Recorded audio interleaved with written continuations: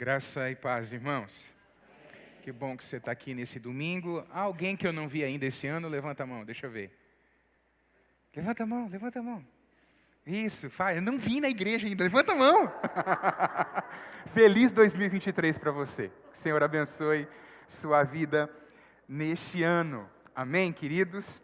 A gente vai iniciar então a primeira série desse ano, que é intitulada Fundamentos. No final de novembro, pregando, eu falei da necessidade que a gente percebe na vida dos cristãos, principalmente dentro da igreja brasileira, de ter um fundamento mais sólido, de voltar aquelas coisas que são coisas básicas da fé, porque o pessoal tem tropeçado em coisas pequenas. Quantos têm percebido isso? Tem hora que a gente vê e fala, não acredito que está tropeçando nisso, mas essas coisas pequenas às vezes têm sido tropeço, e isso se dá pelo fato de não ter um bom fundamento. O tema da mensagem hoje é Quanto amo a tua lei, que é uma declaração feita pelo salmista no Salmo de número 119. Alguém aqui já construiu alguma coisa? Quem já construiu alguma coisa? Já se aventurou? É fácil construir alguma coisa? Não vamos entrar naquelas áreas de pedreiro, material de construção, nada disso. Deixa eu trazer logo para aquilo que é o tema da mensagem hoje. Querido, você já viu alguém passar por uma construção alta, grande e bonita e dizer, nossa, que fundamentos que essa construção tem? Olha o alicerce dessa construção. Você já viu alguém fazendo isso? Não, porque geralmente os nossos olhos estão postos naquilo que é aparente. Se você fizer uma pesquisa rápida no Google, você vai descobrir que hoje, no Brasil, tem em torno de 100 milhões de brasileiros sem tratamento de esgoto, por exemplo. Por quê? Porque os nossos políticos gostam de investir naquilo que aparece, não naquilo que não aparece, infelizmente. Mas nós, como somos sábios, amém? Nós vamos investir nos nossos alicerces.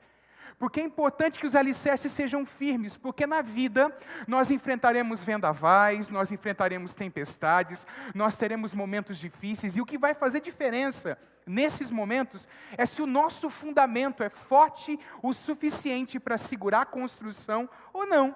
Porque se o fundamento não for forte, o que acontece? A casa cai. Então olha para o seu irmão e diz, é necessário trabalhar nos fundamentos. Porque senão a casa cai. Amém? E a gente vê isso dentro das Escrituras. Por exemplo, Salmo 11:3 tem uma pergunta interessante para nós. Ora, se forem destruídos os fundamentos, que poderá fazer o justo? Efésios 2:20, na versão King James atualizada, diz assim, edificados sobre o fundamento dos apóstolos e dos profetas, sendo o próprio Cristo Jesus a principal pedra angular desse alicerce. Ora, qual é o alicerce dos profetas e dos apóstolos? É o livro que você tem nas mãos. E nesse livro está contido tudo aquilo que é necessário para que nós tenhamos uma vida firme. Amém, queridos? Então o fundamento nos foi dado pelos apóstolos e profetas. E ele se encontra na revelação especial de Deus, que é a Bíblia. Amém? E hoje o tema é Quanto amo a tua lei. Nós vamos falar para você. Você precisa ler a Bíblia. Há uma pesquisa que vai ser projetada aqui pela Isabela, muito interessante, que foi feita pelo Centro de Engajamento da Bíblia.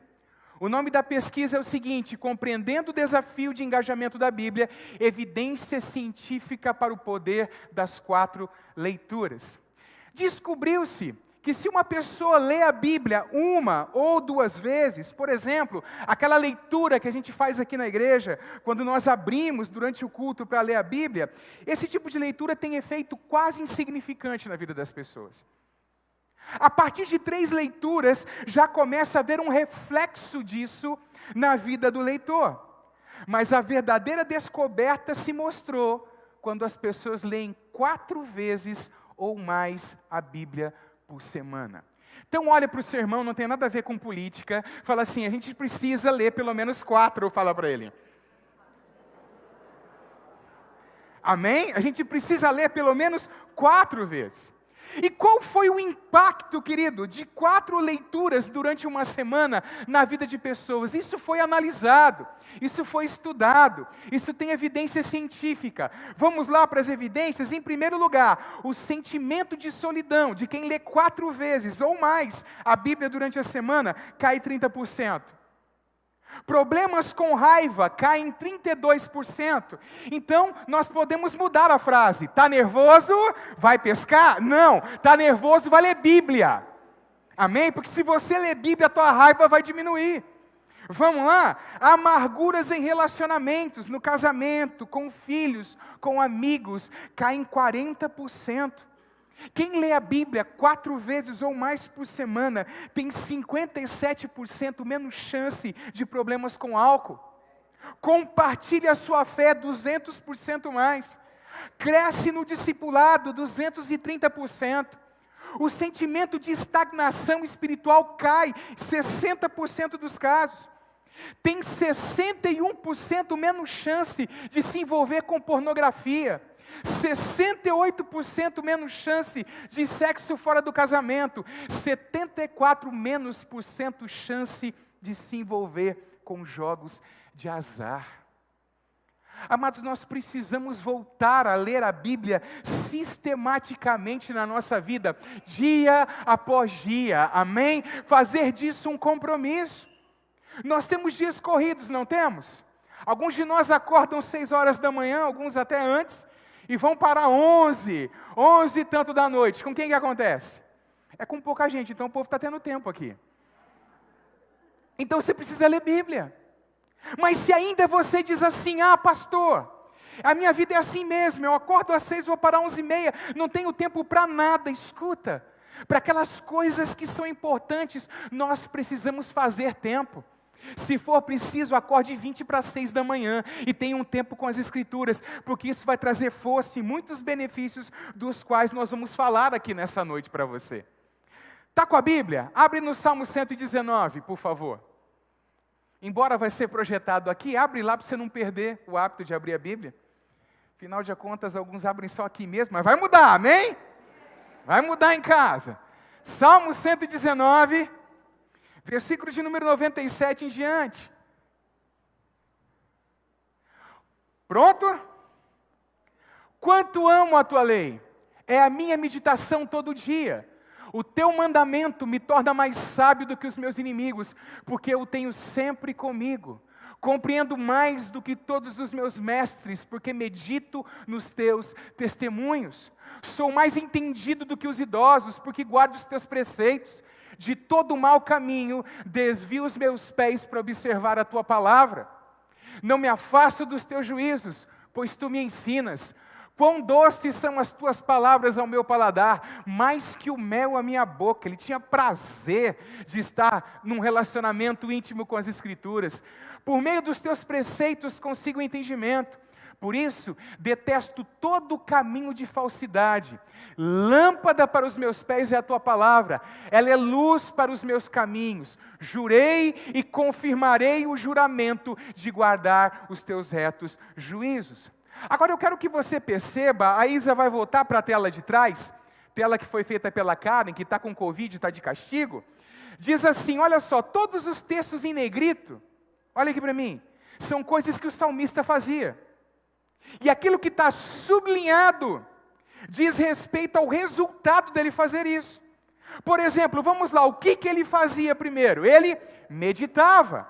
Que tipo de meditação é essa? É aquela, não é esse tipo de meditação. Ele lia e deixava a palavra voltar na sua mente durante o dia, e assim ele meditava naquilo que está escrito, e há um poder tremendo nisso. Meu pai na fé falava a respeito daquele processo de ruminação que eu já disse aqui para você, da vaca. Quem é que já viu uma vaca? É porque hoje está difícil pôr mora na cidade, às vezes não vê vaca, né?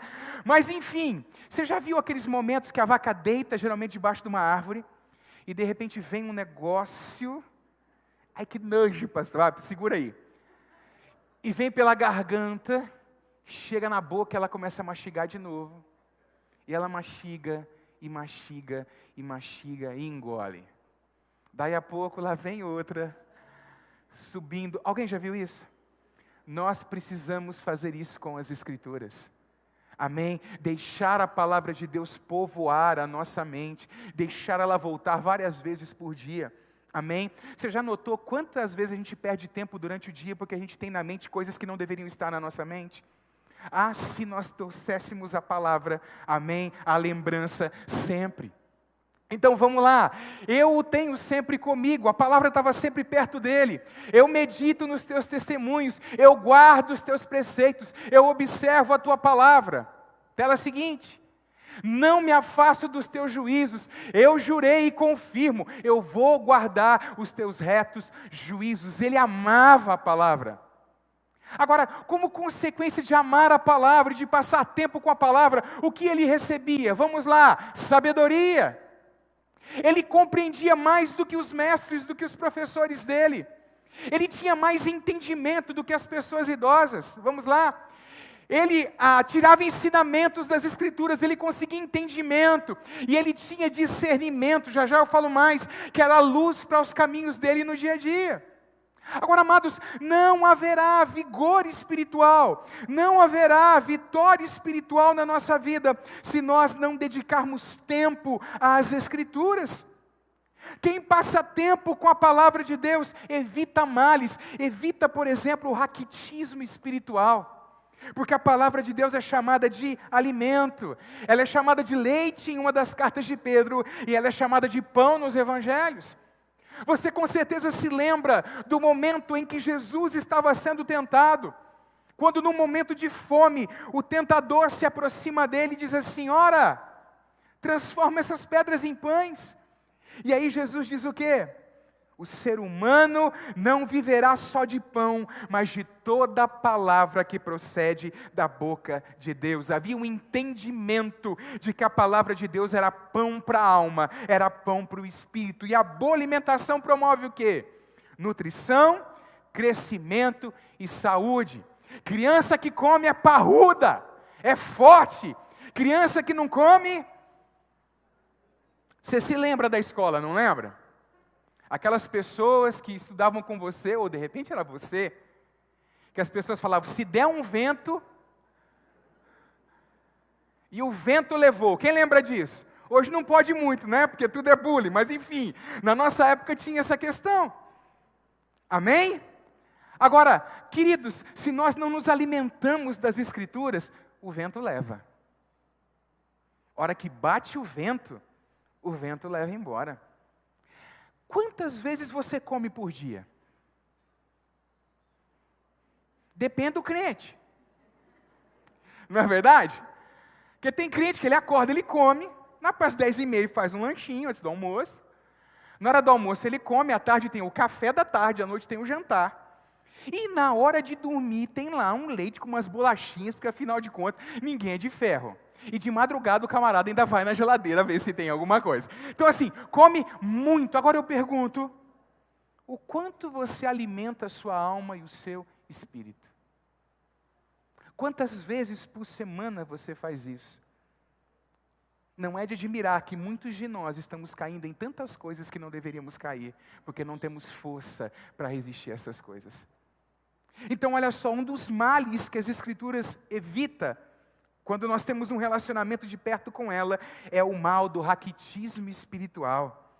O crente que se alimenta da Bíblia, irmãos, é um crente forte. Nem sempre ele faz muito barulho. Mas o vento vem e não leva embora, não. A tempestade bate e não leva embora, não. Ele está firme. Segundo mal a ser evitado é o mal da desarrumação da alma. A palavra de Deus é espelho. O que a gente faz na frente do espelho? As mulheres são especialistas, os adolescentes também. E alguns homens, que chega naquela fase da meia-idade também, não sei o que acontece com os caras. Os caras começam a demorar mais na frente do espelho. Enfim, por que você olha no espelho? Para se arrumar. Porque você não quer sair de qualquer forma. É ou não é assim? A palavra de Deus é espelho da nossa alma. Porque todas as vezes que nós abrimos o livro e começamos a lê-lo, amados, ela revela o que há dentro do nosso coração e no nosso interior. Amados, quantas vezes, dentro da minha casa, no lugar onde é o lugar que eu abro a palavra e leio, Eu estou lendo as Escrituras e de repente eu vejo a minha alma naquilo que as Escrituras estão revelando. E aí então eu tenho a oportunidade de fazer uma oração dizendo: Deus me perdoa, deixando Deus transformar o meu coração e a minha vida, porque a palavra de Deus revela. Hebreus 4:12 diz assim: porque a palavra de Deus é viva e eficaz, e mais cortante do que qualquer espada de 2 gumes, e penetra até o ponto de dividir alma e espírito, juntas e medulas, e é apta para julgar os pensamentos e propósitos do coração. Amados, a palavra de Deus põe ordem no caos interior do ser humano. E a gente vê uma ilustração perfeita disso no capítulo 1 de Gênesis. Você lembra do capítulo 1 de Gênesis? No princípio criou Deus os céus e a terra. A terra era sem forma e vazia, e o Espírito de Deus pairava sobre a face das águas. E aí o versículo seguinte começa: e disse Deus. E quando Deus diz, o que acontece? A luz. E se você começa a estudar os dias da criação, você vai percebendo que cada vez que Deus fala, a criação vai tomando forma, o caos é substituído por ordem, e o nosso interior é arrumado quando nós temos um relacionamento com a palavra. O caos que há em nós começa a ser substituído pela ordem que Deus vai colocando na nossa alma e na nossa vida. Amém, queridos? Então olha para o seu irmão, pelo menos 4 por semana, fala para ele. Pelo menos 4 por semana. Um outro mal do qual as Escrituras nos livram, querido, é a falta de discernimento. E a figura aqui é a figura da lâmpada. Nós lemos no Salmo 119, versículo 105, lâmpada para os meus pés é a tua palavra, ela é luz para os meus caminhos. E é importante que nós entendamos que há diferença entre conhecimento, sabedoria e discernimento. Tem gente que conhece muito, mas não tem sabedoria porque não sabe aplicar o conhecimento, e não tem discernimento. E aquele que tem tempo com as Escrituras começa a ter discernimento. Lâmpada para os meus pés é a tua palavra, ou seja, a palavra ilumina o caminho por onde eu estou andando. Eu consigo perceber aquelas coisas nas quais eu tropeçaria. As armadilhas que estão no meio do caminho eu consigo perceber, porque disso se trata discernimento. O que é discernimento? É a capacidade de distinguir entre o certo e o errado, mas também a capacidade de entender o que está por trás de cada palavra, situação e circunstância, porque cada palavra que vem a nós, queridos, tem um nascedouro. Ela pode ser do espírito humano, ela pode ser do espírito de Deus, ela pode ser do espírito do capeta. E se nós temos discernimento espiritual, se nós temos tempo com a palavra, a gente aprende a discernir essas coisas. Lembra de Jesus, quando Jesus começa a falar com os discípulos a respeito de que ele iria para Jerusalém, e ele seria crucificado, os homens então o feririam naquele momento. O que Pedro faz? O impulsivo Pedro puxa Jesus de lado. Pedro tinha ética. Ele puxa Jesus, afinal de contas é o líder. Ele puxa Jesus de lado e fala: Senhor, o que o Senhor está falando? E Jesus diz o que para ele? Arreda Satanás, porque você está falando das coisas de homem e não das coisas de Deus. Há um momento de discernimento ali. E nós cresceremos em discernimento quando nós passarmos tempo com as Escrituras, amém? E discernimento no nosso tempo é necessário. Daqui a pouco eu vou falar um pouco mais a respeito dos falsos mestres, mas há muitos crentes que são apenas crentes nominais no nosso tempo, e alguns que apostataram da fé faz tempo, e estão falando coisas aí nas redes sociais em tantos lugares. Quer ver um exemplo só? Dizer que alvo mais que a neve é um discurso colonialista. Que essa canção, consagrada há tantos anos, colocada nos nossos hinários e que nós cantávamos. Por quê? Porque a ideologia já tomou conta da cabeça, e a leitura que faz das coisas é só pelo viés da ideologia. E nós precisamos, irmãos, ler as coisas, mas não é com os óculos da ideologia. Nós precisamos ler as coisas com os óculos das Escrituras, porque então nós vamos aprender a discernir cada coisa no dia a dia da nossa vida, amém, queridos? Então olha para o seu irmão e fala: pelo menos 4 leituras por semana. Então eu já disse aqui, Nós precisamos observar as pedras e armadilhas no caminho, mas nós também precisamos discernir os falsos mestres. Acabamos de dizer, há uma ilustração interessante, que o Russell Norman Champlin coloca no seu Novo Testamento interpretado, sobre um bode que estava a serviço de um frigorífico, ou de uma companhia de açougues de Nova York. O bode era utilizado pela companhia chamada New York Butcher's Dressed Meat Company. E funcionava mais ou menos assim. As ovelhas vinham no navio e elas eram descarregadas num determinado lugar. E esse bode branco que a companhia tinha, começava a conduzir as ovelhas que saíam daquele navio e as levava para o matadouro, para o abate. Estima-se que esse bode levou em torno de 4,5 milhões de ovelhas para o matadouro.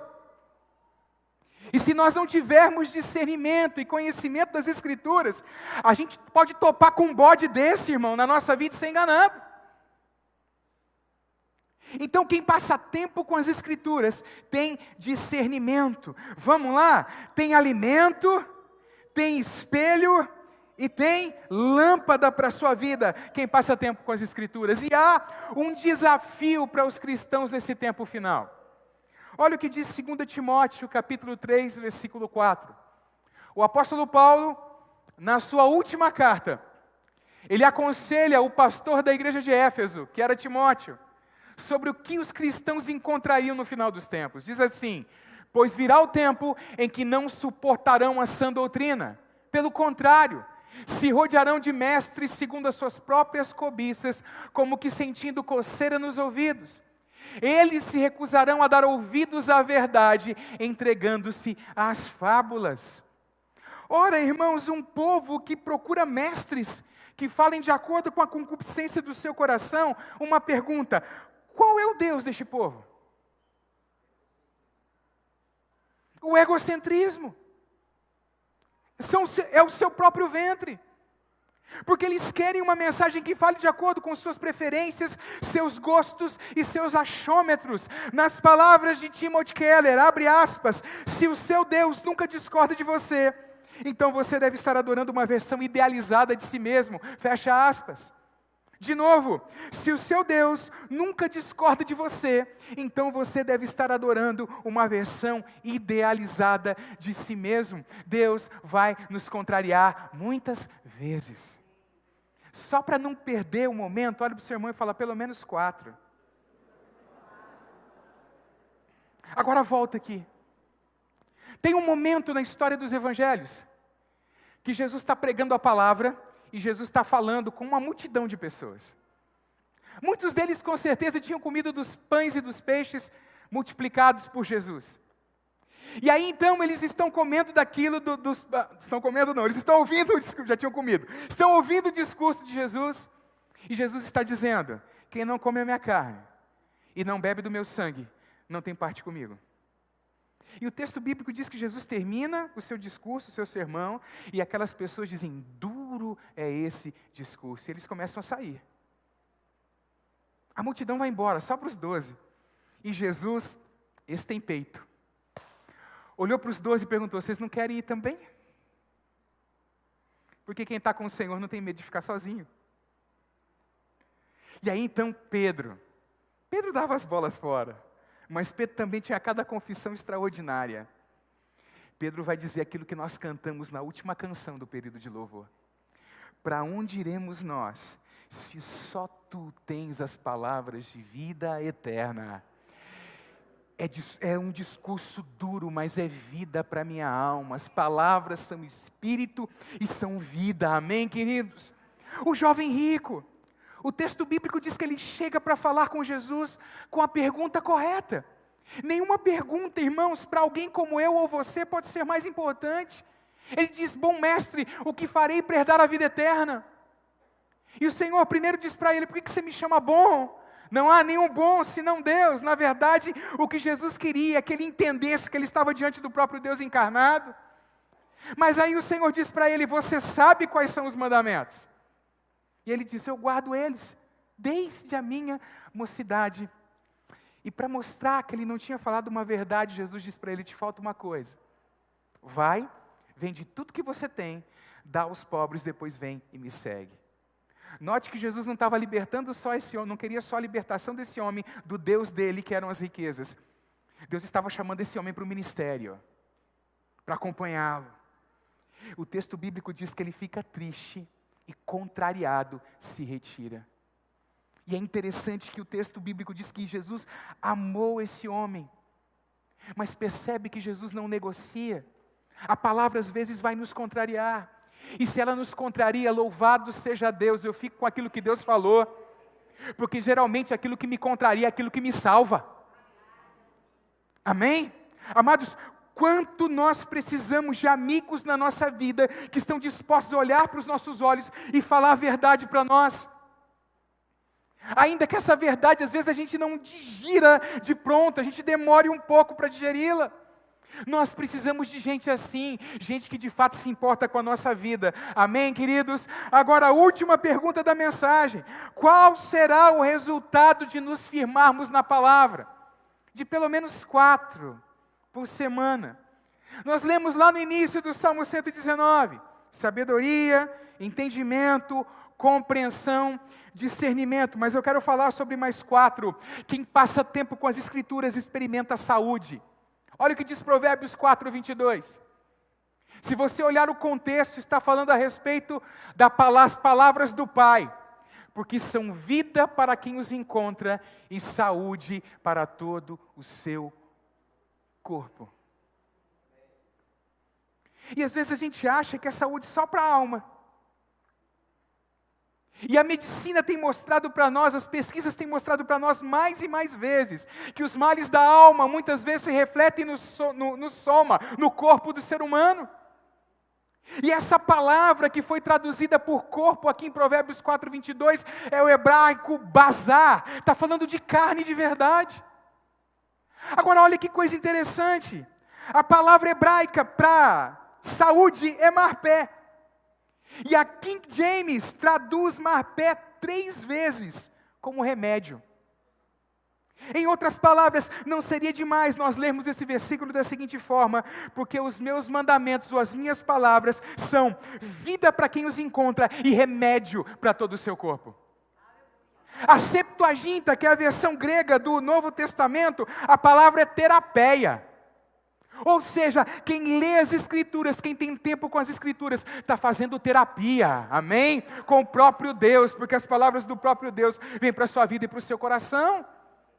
Então quem gasta tempo com a palavra experimenta saúde.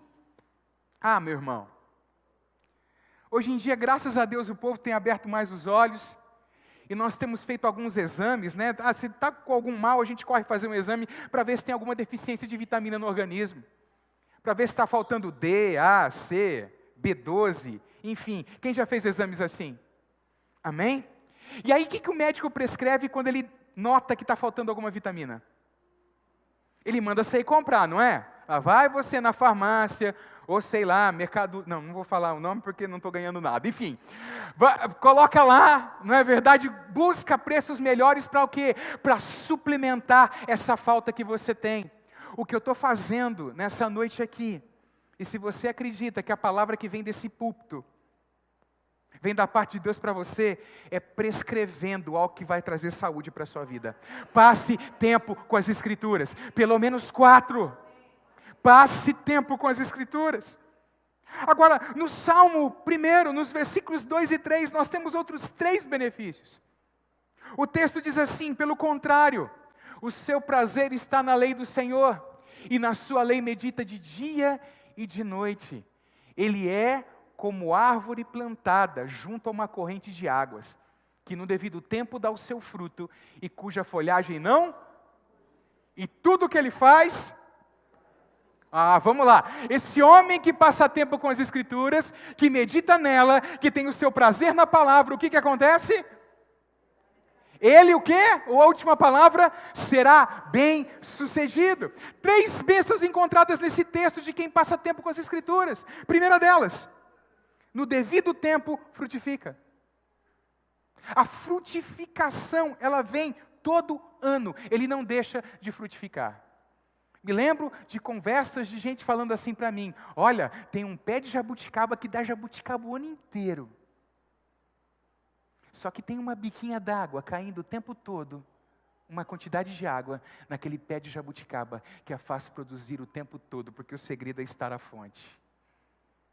Segundo, a primeira bênção é a bênção da produtividade e da frutificação. Segundo, a bênção da preservação, cuja folhagem não murcha. E aqui não é independência do ritmo das estações, é livramento dos danos da seca. Vai passar por todas as estações, mas a seca não vai trazer dano, as folhas não vão murchar, as folhas não vão cair. Abre a sua Bíblia em Jeremias 17, por favor. Esse não vai ser projetado, você tem que abrir. Jeremias 17.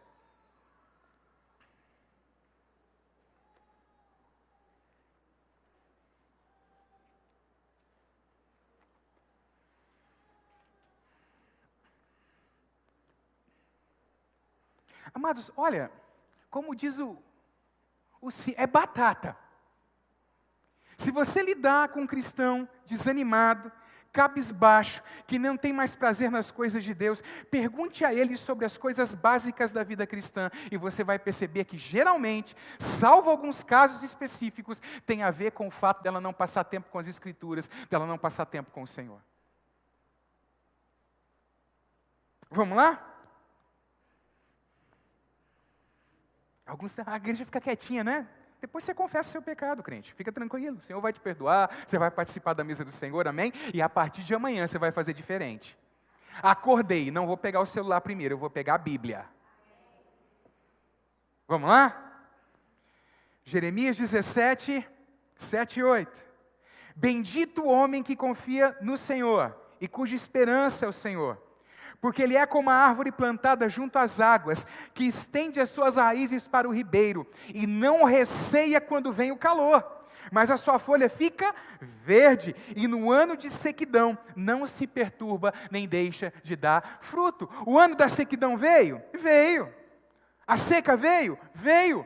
Mas a folha continuou verde, e ele não deixou de dar fruto. Então não é independência das estações, é livramento dos danos das estações. Amém, queridos? E a palavra aqui, terceira bênção, a primeira aqui nesses versículos é produtividade, a segunda, preservação, e a terceira, sucesso. Quem quer ter sucesso? Ora, nós ouvimos os coaches por causa disso.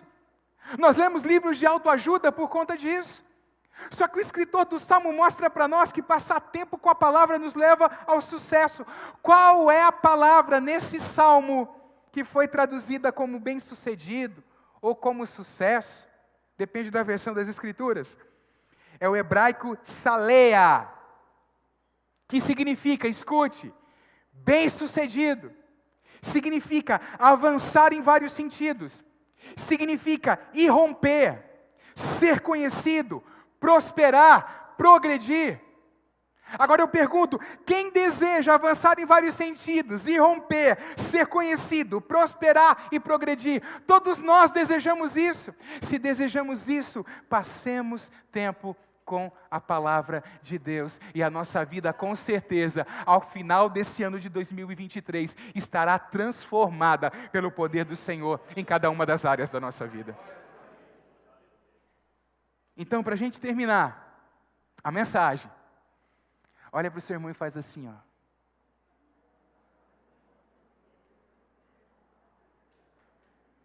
Pelo menos.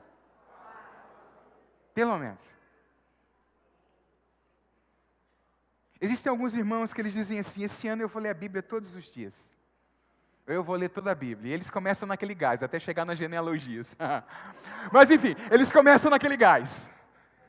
Não é verdade? Lê, aí de repente pula um dia. Pula outro dia, pula outro, e eles desanimam, eles desistem do propósito deles. Pulou 1, 2 dias, pulou uma semana, na outra semana agarra e continua. Amém, queridos? Às vezes a gente entende constância como uma linha contínua e ininterrupta, e não é assim. Constância às vezes vai significar, li 4, pulei 2, li 8, faltou 1, li tantos. Vocês estão entendendo aqui? E isso vai trazer o quê? benefícios enormes para a sua vida. Nós vimos vários aqui.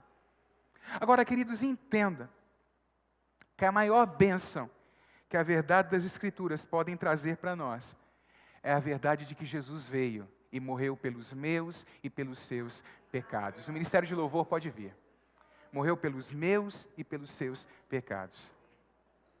E a pergunta que eu faço para você nessa noite é a seguinte: você já beijou o filho? Você já deu o beijo acolhedor no filho, dizendo: Jesus, eu te recebo como Senhor e Salvador da minha vida? Essa é a maior bênção que as Escrituras podem trazer para nós. Quando eu comecei a ouvir, e não ouvi todas as músicas não, tá? Porque eu gostei de algumas e já fiquei nelas. A playlist que foi colocada no Spotify, lá com aquele nome Igreja Batista Videira do Natal, e eu me deparei com essa canção, eu falei: a gente tem que cantar esse negócio. A gente tem que cantar isso. E esse beije o filho, que é cantado nessa canção, se refere àquele ato dos súditos reconhecerem o rei que está diante deles como autoridade. No passado, eles beijavam os pés, às vezes beijavam as mãos.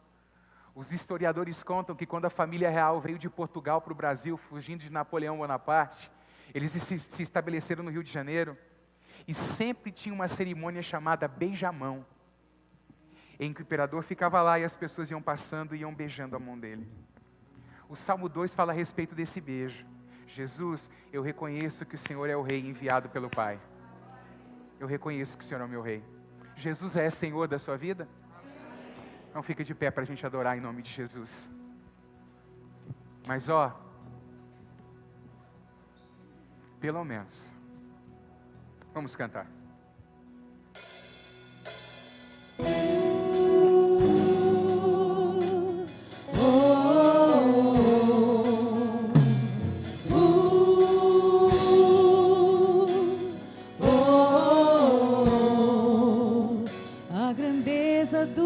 Seu nome, corações se voltarão, reconhecendo o Filho enviado pelo Pai, como herança prometida, as nações receberá, e todo povo, tribo e língua então declarará: Jesus, Jesus, nome mais doce, nome mais santo. Jesus,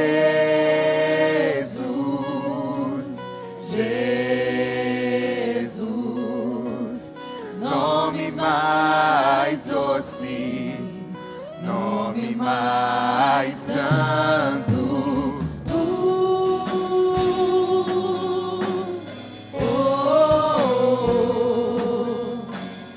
Quando seu domínio estiver completo, então o Pai se alegrará no Filho ao receber sua criação. Novos céus e nova terra, não mais choro e não mais dor.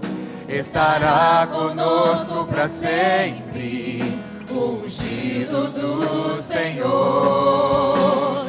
Jesus,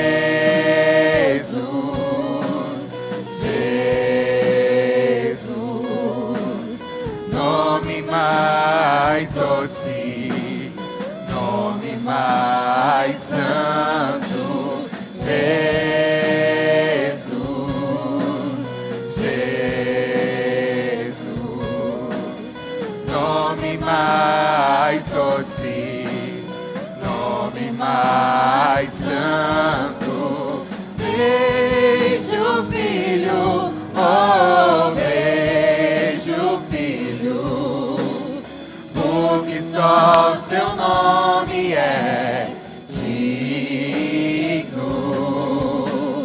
Vejo o Filho, oh, vejo o Filho, só o seu nome é, porque só o seu nome é, porque só o seu nome é digno.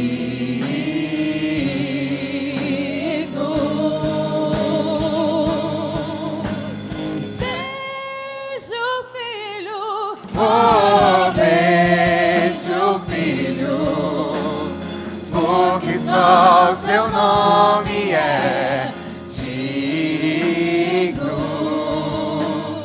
Beijo o Filho, oh, beijo o Filho, porque só o seu nome é, porque só o seu nome é, porque só o seu nome é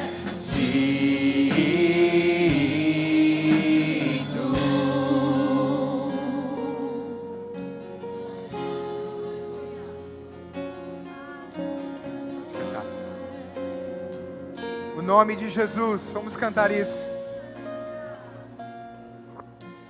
O nome de Jesus é poderoso. O nome de Jesus é sobre todos. Nome mais doce. Exalte o nome de Jesus, querido. Nome mais lindo. Nome sublime. É o nome de Jesus. Levante suas mãos. O nome de Jesus levanta os mortos. O nome de Jesus sara os feridos.